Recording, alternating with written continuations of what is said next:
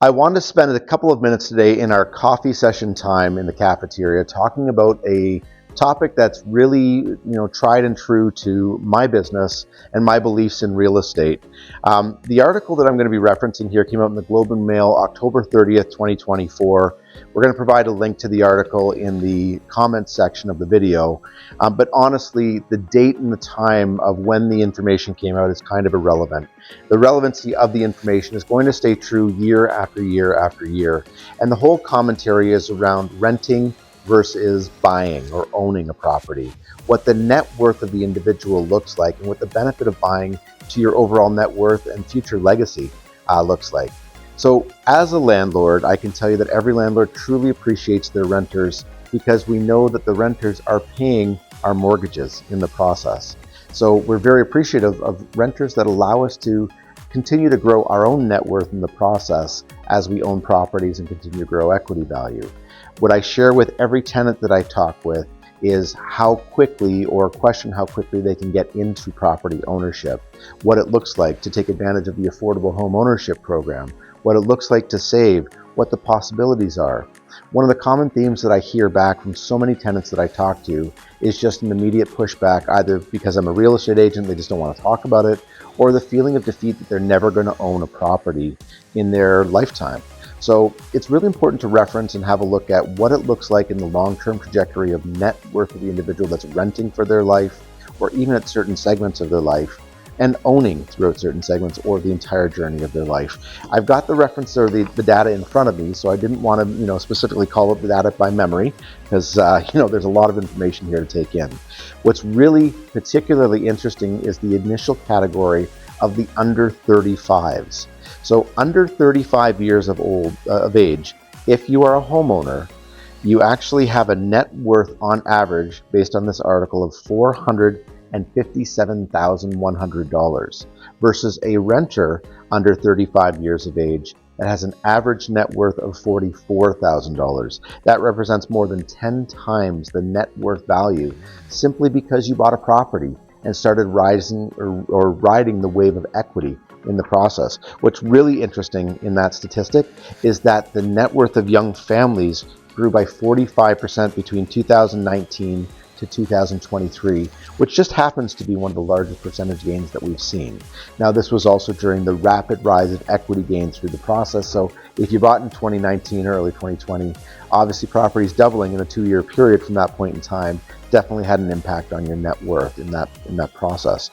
It's also reflective or of note to show that that's part of the reason that this value of $457,100 for an under 35 owner is so very high. They bought in the right time, they gained a lot of equity. With that said, there's nothing that says it's not going to happen again, or that it's going to continue to happen as we grow year over year over year. Housing prices, by their history, just continue to rise and gain equity value for the homeowners. So from an actual net worth perspective, it makes a lot of sense to own as quickly as you can so that you get into the property and start gaining equity value. Even if it means you're paying a little bit more on the mortgage front, your overall net worth on the back end continues to grow significantly more. As we move through into middle-aged Canadians between the ages of 35 to 44, the median net worth of the homeowners grows to $673,000, as opposed to the median net worth of a renter or a tenant that grows to $61,200. So now we're up to 11 times more, but it gets even more interesting as we continue to move forward. Age 45 to 54, your net worth has now grown to an average of $972,200, and the median net worth of a tenant has actually gone down and is now $50,800. So we've lost some value into renting. Not sure why that would be, depending on the investments, lifestyle, etc. But that's now 20 times more net worth value for a homeowner over somebody that's continued to rent up to this part of the time in their journey in life. Now we start getting into the older category, and this is the biggest multiplier, if you will, when we get into the next category between 55 to 64. The median net worth of homeowners in this category is $1,241,800, as opposed to our tenant category that's now reduced and is sitting at $43,000 from the previous category at $50,800. So we're continuing to lose net worth as you continue to rent. This could be reflective of rising rental values, it could be reflective of investment decisions, etc., or just life taking its toll in terms of the expenses of things. That's 30 times more wealth generation or net worth value for a homeowner. The last category, when you get over to age 65 plus, is our median net worth of the homeowners is now starting to drop down.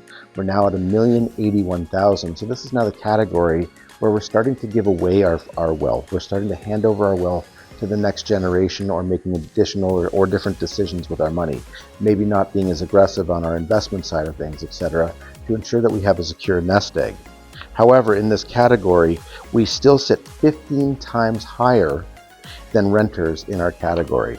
It's at the age of 65 plus where our tenants who have rented all their lives are sitting in the highest income bracket, or net worth bracket, I should say, for their lives. And that sits at $72,000. So imagine having the flexibility of $1,081,000 as you enter 65 plus to be able to fall back on a soft cushion if you need additional capital, or having $72,000 and you have nothing to fall back on that's sufficient in times of need.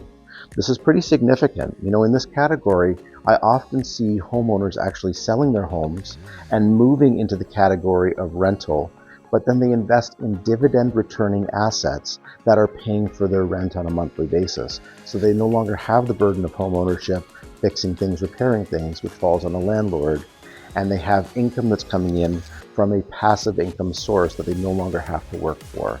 And they've been able to generate that path through home ownership and continuing to grow their equity and their net worth. Listen, this is Jeff Blackham with the Listings KW Realty Group.